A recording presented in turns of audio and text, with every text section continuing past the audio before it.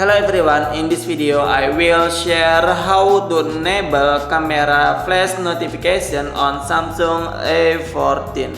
Okay, let's get right into the tutorial. Don't forget to click like and subscribe. First, open your settings menu.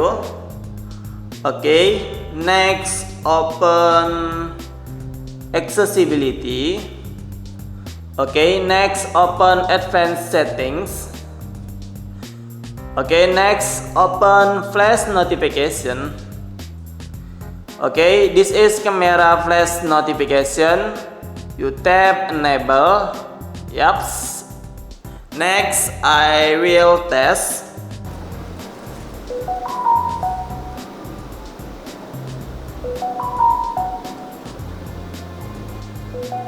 Okay guys, successfully. Okay guys, so many tutorials from me. I hope this tutorial is useful. Don't forget to click like and subscribe. Thank you.